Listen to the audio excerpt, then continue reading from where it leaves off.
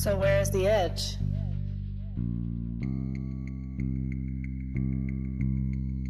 Who's to say that there is an edge, and why assume there is one? Is it because when we are introduced to the idea of a flat Earth, it's always depicted like this?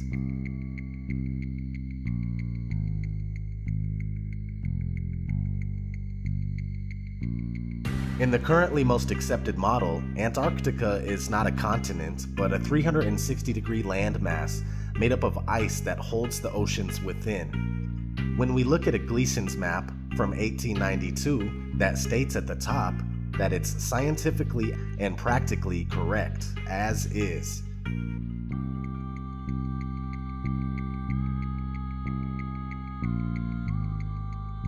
We see this Antarctic ice rim. The Gleason's map is basically an azimuthal equidistant projection, which can be traced back to the year 1000. The AE map is also an official map of the United States Geological Survey, the USGS, and the official logo for the United Nations. The oldest known globe in the world is from 1492. This is something you need to keep in mind because many people argue that the azimuthal equidistant map is just a flattened out version of the globe, when in fact the globe is just a rounded version of this true world flat map. If the flat map came first and it has the ability to convert into a globe without any problems whatsoever, then that should tell you a little bit about how this globe deception was achieved. Now, back to if there is an edge or not. There is no proof that there is an edge past the Antarctic ice wall, but it is speculated by many that perhaps the plane that we live on is either extremely expansive or it's possibly endless. In these two scenarios, it would be logically assumed that more land is being hidden from the general public.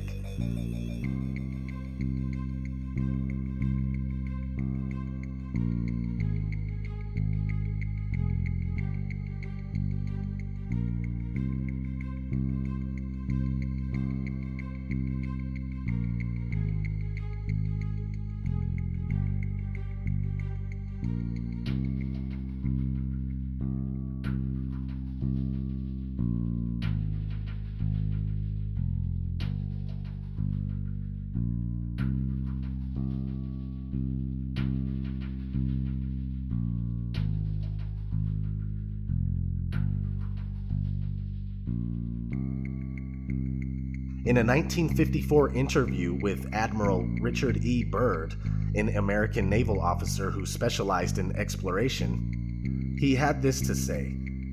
But strangely enough, there is left in the world today an area as big as the United States that's never been seen by a human being. And that's beyond the pole, on the other side of the South Pole, from Middle America. And I think it's quite astonishing that there should be an area as big as that unexplored. Implying that there is more land past Antarctica. If that uninhabited land was on a globe, it would be in the Indian Ocean. A recent discovery of an old Buddhist map in a newspaper from 1907 seems to support the idea of a vast plain with much more land.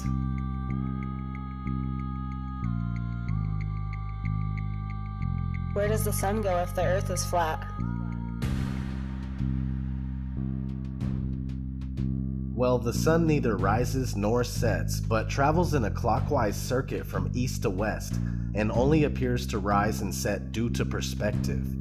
The sun disappears at the vanishing point of human perspective on the horizon where the ground meets the sky, and since the sun is not 93 million miles away, I repeat, not 93 million miles away, but much closer and smaller, the light emanating from the sun only illuminates about half of the flat plane at once as it makes its daily journey.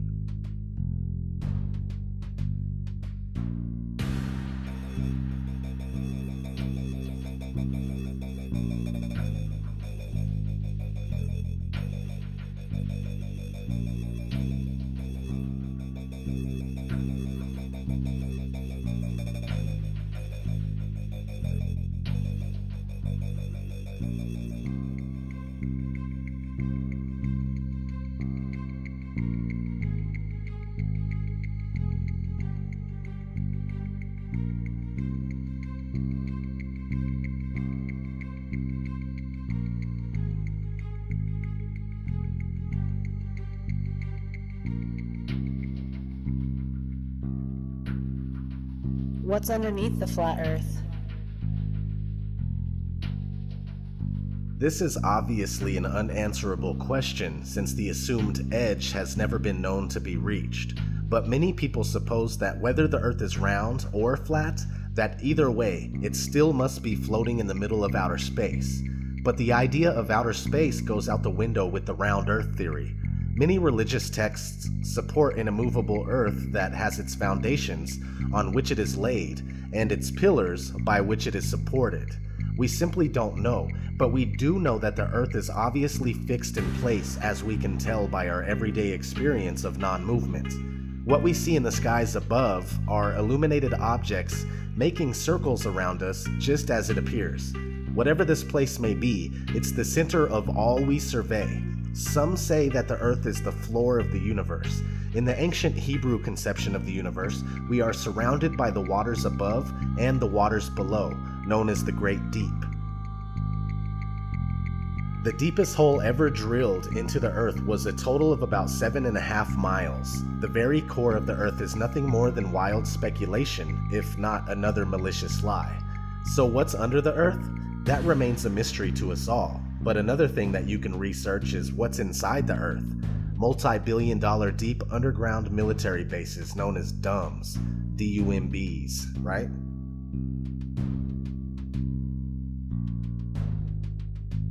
What about ships and boats disappearing over the horizon? This is also due to human perspective.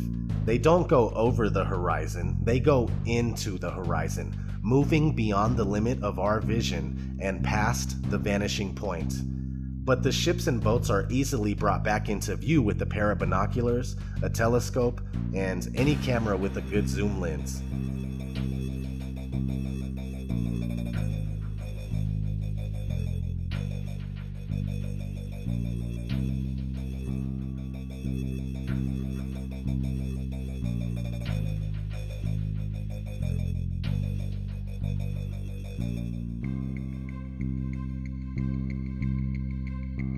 A great question to ask yourself is why can't we see noticeable curvature from 120,000 feet up?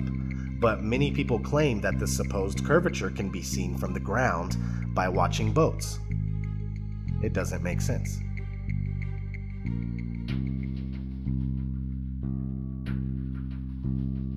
And what about all of the pictures of the Earth? They are all clearly computer-generated images. They claim this picture from Apollo 17 in 1972 is real, and they also claim that the 2015 epic Earth picture is real. But NASA employee Robert Simon gave us a glimpse of how they do it when he shared his experience of creating the Blue Marble 2.0 in 2002. He is now called Mr. Blue Marble.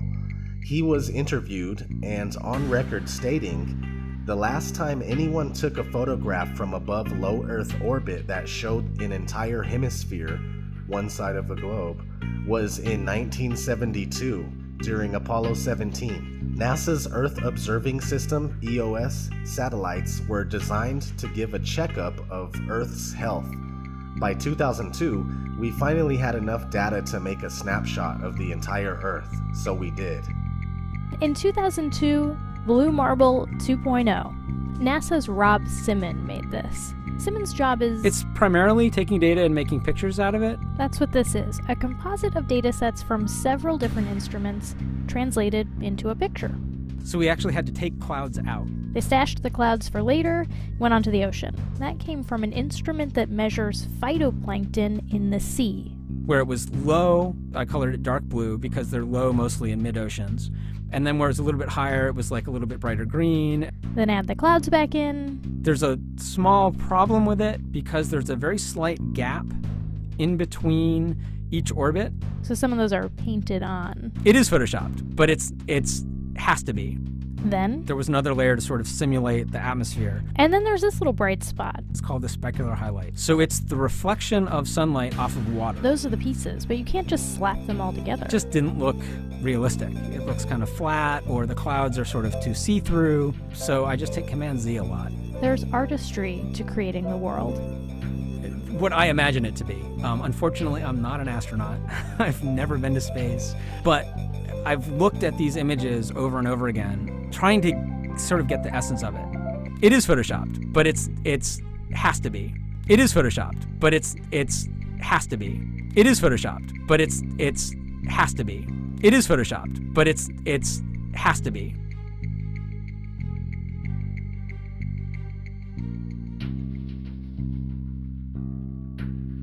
Why are all the other planets round then?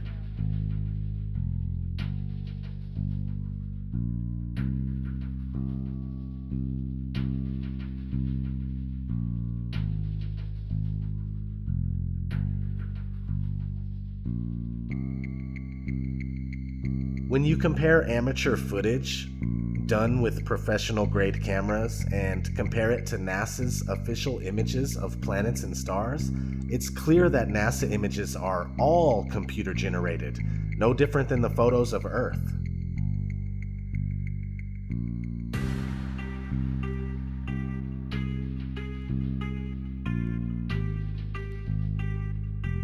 What have become known as planets are round lights that seem to be set over the flat Earth.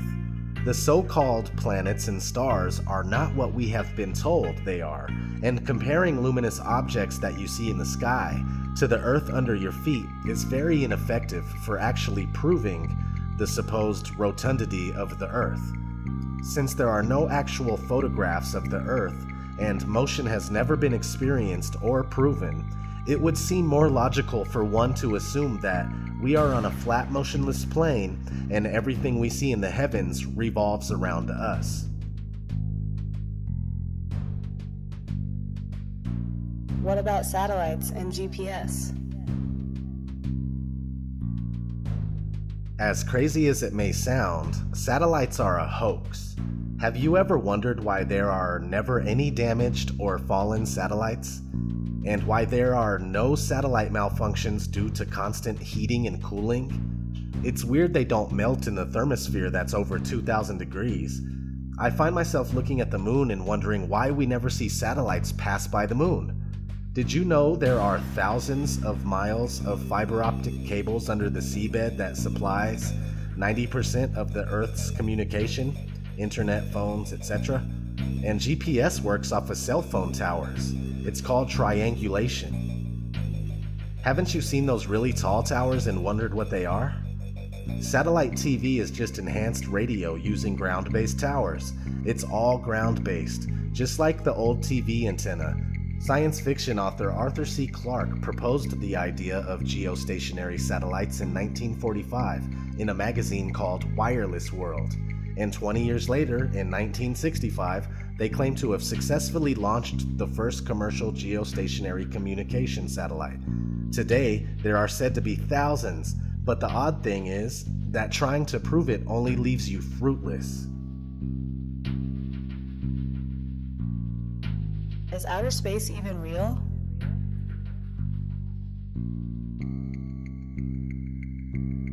Yes and no. What you see in the sky, as far as stars and wandering stars, also known as planets, are there. How could we deny them? We don't know what they actually are, but they are there. Now, what we are told about outer space and what it is not true at all. Everything we believe about so-called outer space is due mostly to Hollywood movies and other media, including children's cartoons. Of course, NASA propaganda is the biggest culprit. As we have already gone over, there are no pictures of Earth, and even images of all the other so-called planets are computer-generated. NASA has gone on record numerous times stating that humans can't get past low Earth orbit.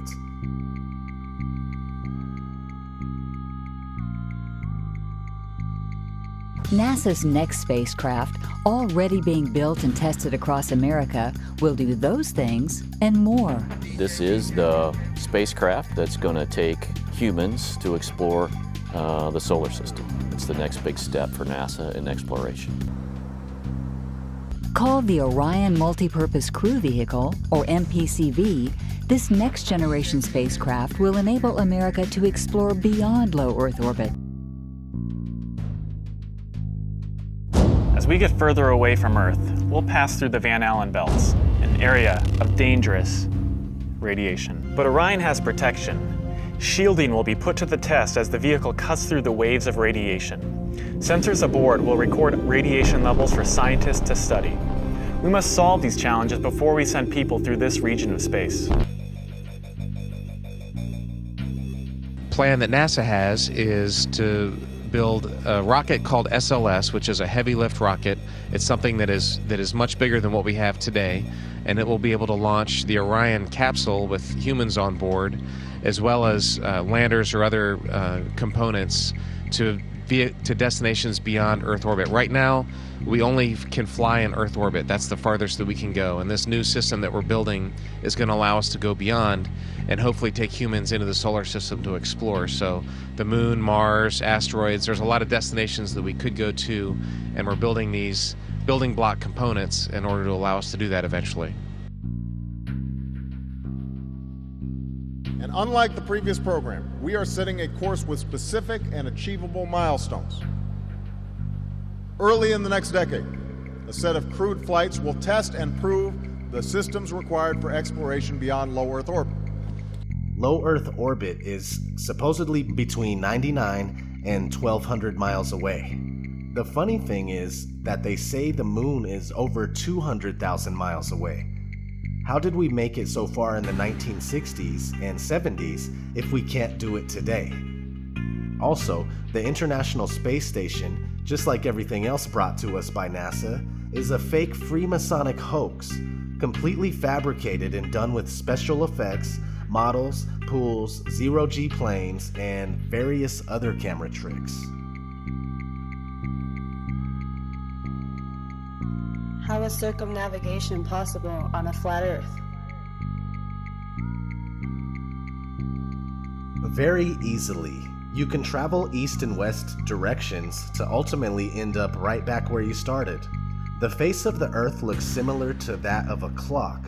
In fact, clocks were most likely designed after the true appearance of our world. If you follow a compass east for long enough, you'll make a full circuit. Same thing if you travel west long enough.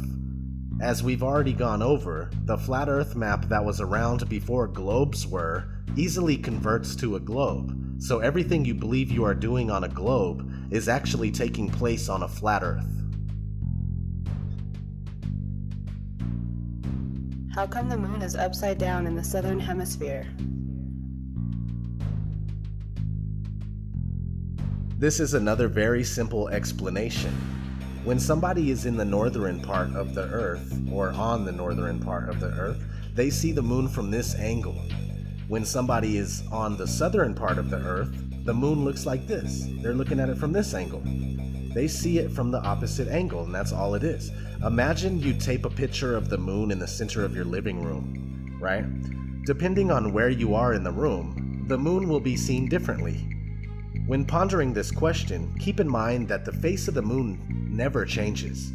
On a spherical Earth, we'd expect to see other sides, but we never have.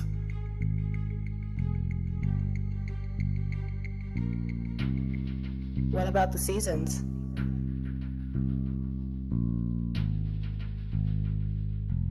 The sun is close and small, and it circles around and above the flat Earth in a spiral pattern on the Tropic of Cancer in the northern summer months, and then down in the Tropic of Capricorn in the northern winter months.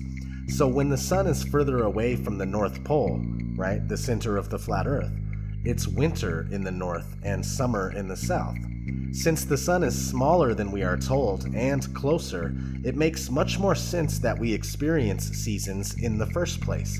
If the sun was 93 million miles away and had a radius of over 400,000 miles, we would hardly experience temperature fluctuation as we do. What about gravity?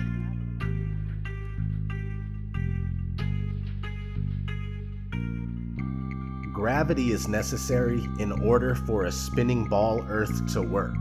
People readily believe that you can't fall off of a spinning ball that's darting through outer space at speeds that you can't even comprehend, yet they will deny how much easier it is to stay on a flat surface that doesn't move. Gravity is a scapegoat for all that cannot be explained, and it has never been proven. The reason why things fall or float is because of density and buoyancy. If something is heavier than air, it falls. If it's lighter than air, it floats. Very straightforward. Your phone is denser than the air, therefore it falls when you drop it. Everything works because of density. No need to factor in imaginary components. Quote, "The law of gravitation is said by the advocates of the Newtonian system of astronomy to be the greatest discovery of science and the foundation of the whole of modern astronomy. If, therefore, it can be shown that gravitation is a pure assumption and an imagination of the mind only, that it has no existence outside of the brains of its expounders and advocates, the whole of the hypotheses of this modern so-called science fall to the ground as flat as the surface of the ocean. And this most exact of all sciences, this wonderful feat of the intellect, becomes at once the most ridiculous superstition and the most gigantic imposture to which ignorance and credulity could ever be exposed." Thomas Winship, Zetetic Cosmogony. What about the Coriolis effect?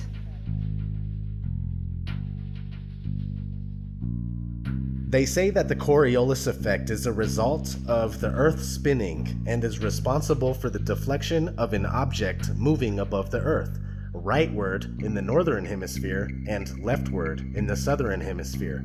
The problem is that things like hurricanes and water in the sink aren't always predictable and have been known to spin both ways in either hemisphere. Also, another contradiction that proves the Coriolis effect false is the fact that no flying machine above the Earth has to account for it. If a bullet that travels 1,700 miles per hour has to account for the effect, then an airplane traveling at 550 miles per hour would definitely have to account for the effect. When you look for the answer, you'll find that we are told that since the atmosphere moves with the spin of the Earth, planes aren't affected. So why would bullets be? Especially when they go much faster than common airplanes.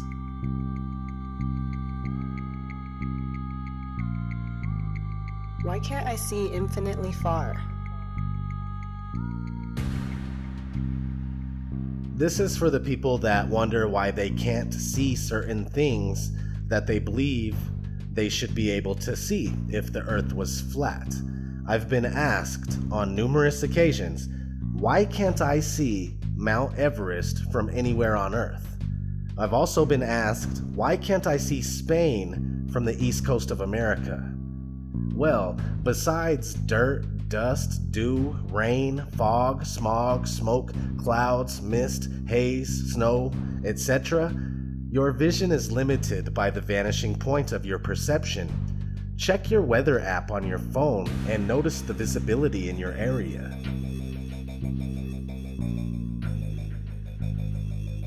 Is the flat Earth a religious thing?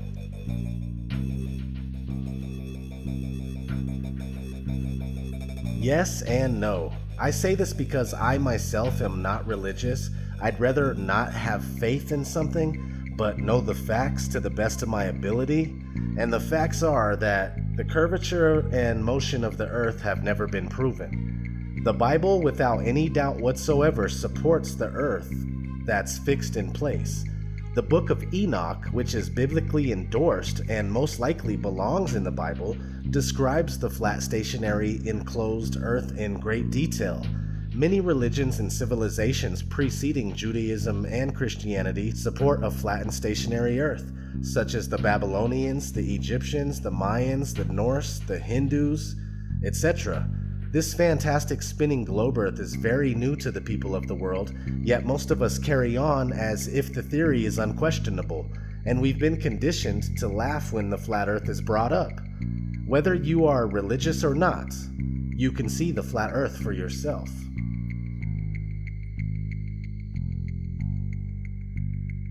Is the Flat Earth Society behind the resurgence of the Flat Earth?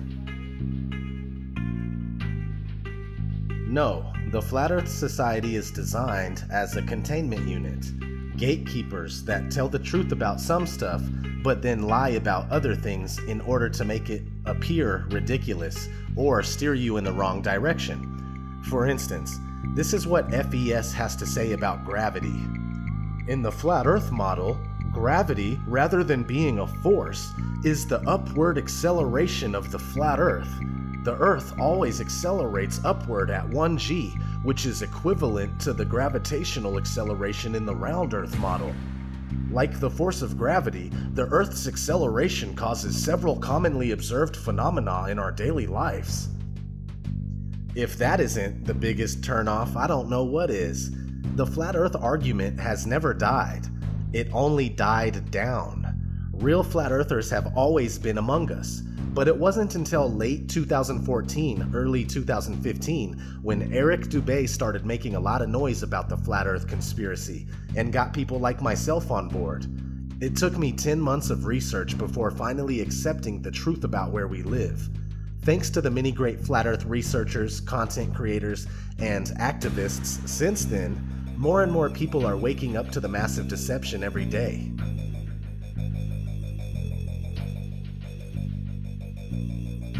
Are all scientists, pilots, and members of the government in on it?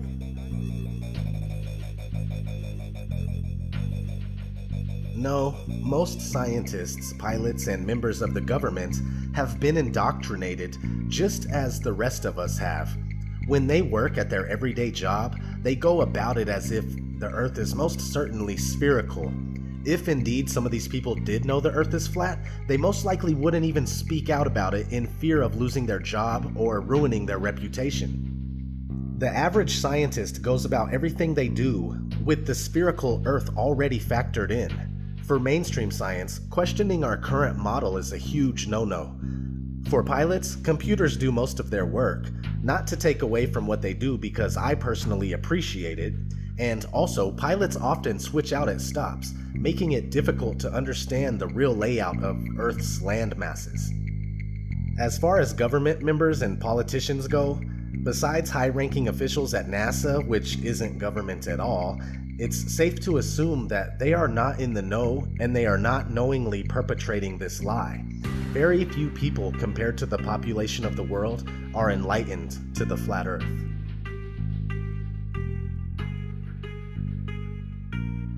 NASA isn't the only space agency. Are all others in on it too?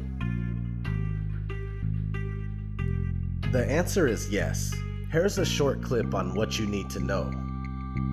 The Vector, NASA's official logo. If you've ever looked at NASA's official logo, both their official insignia and their official seal, you'll see that the most prominent object in the seal is a red swooshing object. They call that the chevron or the vector. If you ask NASA's Public Affairs Office, this symbology is featured so heavily in their insignia and seal, they'll give you what really amounts to the standard facile cover story for the unilluminated. They'll tell you that that is a representation of a hypersonic wing design from the 1950s, which was the time the logo was created. Not exactly the case. Someone might want to ask the Russian Federal Space Agency, Roscosmos, that was formed in 1992, why they chose that same logo. And while you're at it, you can go ask the Chinese, who formed their space agency in 1996, why in the world they're using a hypersonic wing design from the 1950s as their official logo. Then you can ask the Japanese, the South Koreans, Taiwanese, Malaysia, Mexico, Iran, all of these countries, even Bulgaria. They all utilize the vector symbology in their space agency logos for their national space agencies. It gets even deeper. You can go look at the individual manned program patches for NASA. The Mercury program, for example, a blatant use of covert symbology. In every logo dealing with the Mercury program, you'll see what looks like a number 7 in their logo. And again, NASA's official story is that they put this number 7 there so that they could pay homage to the original 7 Mercury astronauts. Kind of forgetting the fact that only 6 Mercury astronauts actually flew into space, because number 7 never did. Deke Slayton had a heart problem, so he didn't get to go up. So there were only 6 Mercury astronauts, yet there's a 7 in every single logo. That's in the official mission or official program insignia for Mercury, as well as the 6 individual mission patches carry this logo. And it carries on to the Space Shuttle program. If you look at the Apollo logo has a big letter A in it. At least that's what they want you to believe, but it's not. Again, that's just a simple way of explaining away the inclusion of this vector symbology in the logo.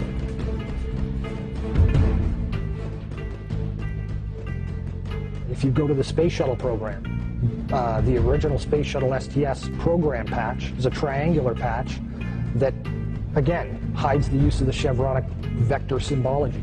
And that also goes for many of the STS-specific mission patches. Every single one of the International Space Station expedition patches carry the vector symbology. The Russian Mir space station used the vector symbology. That was their official logo. You can even go deeper and look at military-industrial complex companies. Look at the logo on a company like Lockheed Martin, 2 vectors. The X Prize logo, Ames Research Labs, U.S. Space Command. When you get into the military realm, the United States Space Command, their official logo is the vector symbol. And when you look at the military's individual space-specific programs, all of them deal with vector symbology in their official insignias. And the question really becomes, who or what are these people paying homage to? Let's look at NASA's Earthrise. Now let's look at JAXA's Earthrise. Do you believe this is real?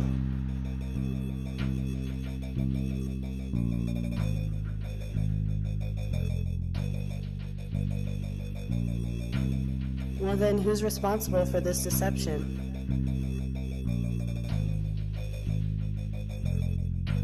You will find that the Jesuits and the Vatican have been intimately involved in all things space, including owning the earliest telescopes and, to this day, the largest owners of observatories and telescopes in the world. The Society of Jesuits have been actively spreading the heliocentric theory for 500 years, while trying to bury thousands of years of flat Earth cosmology.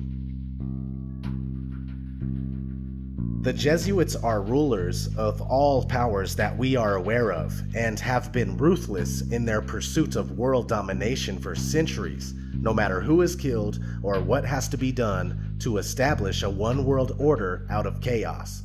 They rule over, or are deeply partnered with, people like the Rothschilds and many other international banksters, secret societies, especially the Freemasons, as well as Zionist Jews, and especially Zionist Jews in seats of power.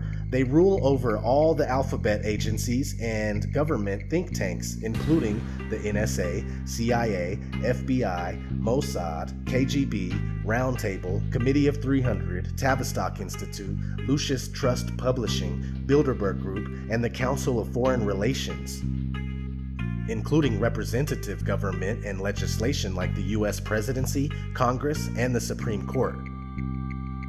The Jesuit order is said to have been established by Jews, again showing that the Jews are behind some of the biggest hoaxes in history, including the Holocaust. Freemasons are also spread out all over the world to further the different agendas that serve this Illuminati elite.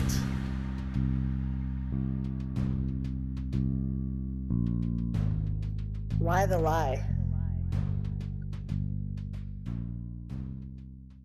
Why the fuck you lying? Why you always lying? Oh my god. Stop fucking lying. Always lying to me. You lying so much. You making it hard for me. Their desire is to convince us that we are only one of a septillion other planets flying through infinite space. A septillion? Where do they get these numbers? A septillion has 24 zeros. They want us to think that we are nothing more than a cosmic accident caused by a Big Bang that took place 14 billion years ago. Again, where do they get these numbers? How one could draw that conclusion is unknown. They want us not to understand our origin and go on believing that life is meaningless. They want us to believe that alien life is real and that they created us. Look no further than ancient aliens for the propaganda. Not to mention countless shows and movies they program us with. This isn't just about flat Earth versus round Earth. It's much bigger than that. Whatever they plan on doing needed the spherical Earth groundwork laid before they could proceed. They may either shock us with a fake alien invasion or a disclosure of the beings that have always been among us, passed off as life from distant galaxies. Who knows? Another reason to turn the Earth into a ball is to hide extra land.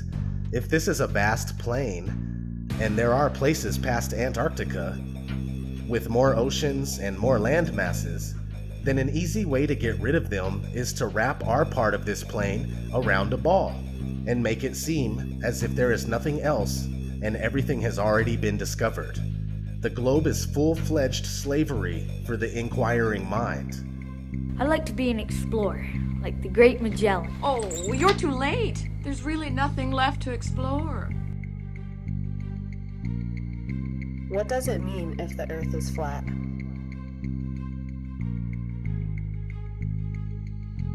It means that the origin of man is deliberately being covered up from us. Man, woman, child, you are being deceived on a massive scale.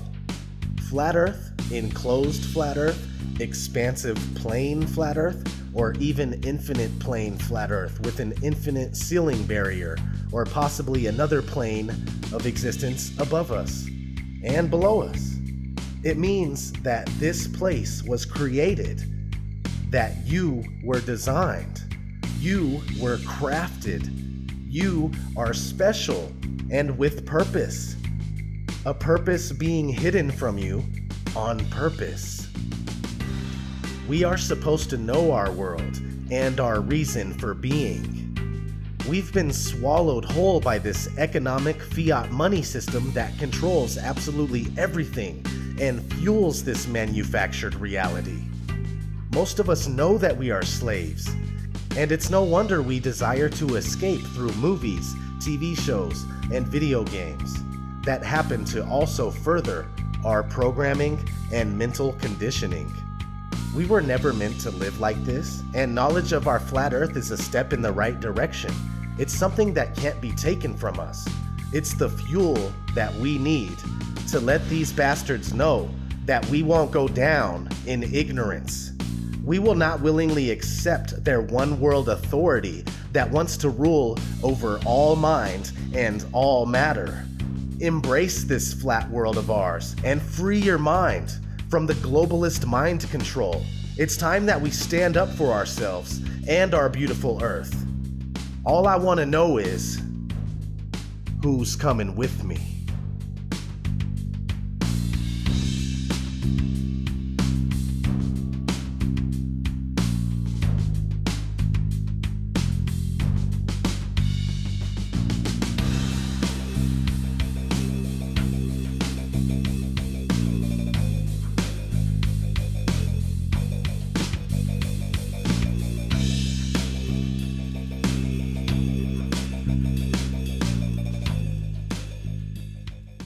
Boom.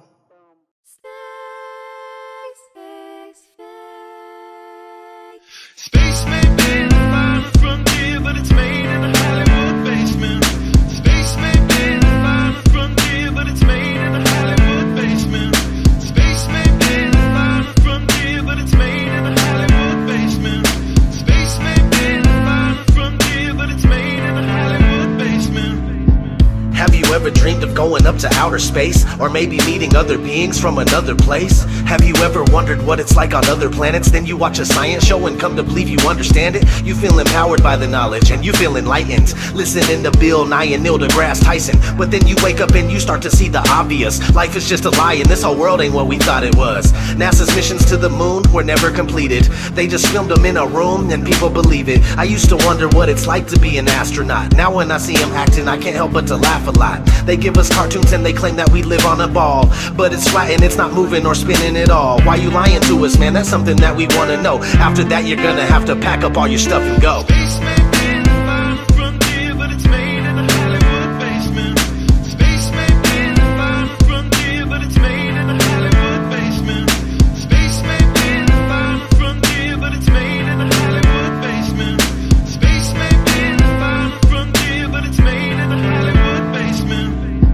History has been rewritten by winners of wars. The Jesuit order, Khazars, Freemasons, and more. They pulled the veil over our eyes, and it's time to awaken. Through organized indoctrination, our minds have been taken. It's time we take our power back and we rescue our people. The Vatican and the bankers are like Resident Evil. They may have had the greatest plan that was ever concocted, but Illuminati never thought that they'd ever be spotted. They're manufacturing reality all in our heads. They tell us if the earth is flat then we'll fall off the edge, but if it is a spinning ball we won't fall off it then. And gravity is our imaginary magic friend. Why is water always flat when unmanipulated? Why are pictures of the earth computer generated? Why you lying to us, man? That's something that we want to know. After that you're gonna have to pack up all your stuff and go.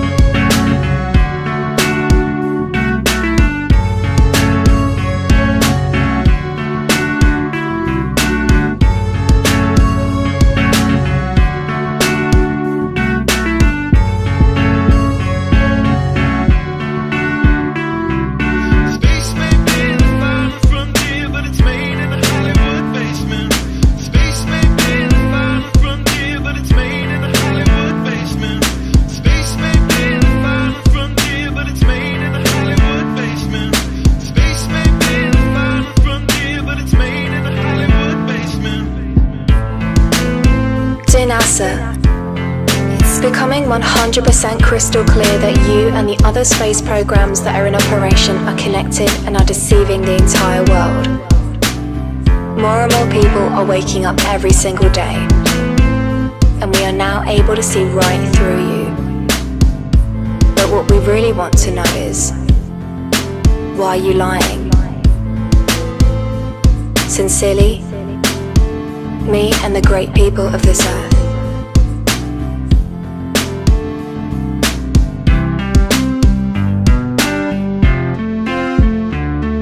Space may be the final frontier, but it's made in a Hollywood basement. The captain thinks the world is around, see? But we all know it's a flat, right? Of course it's flat. Sure, I know the world is flat. Well, so do I. Everybody knows that.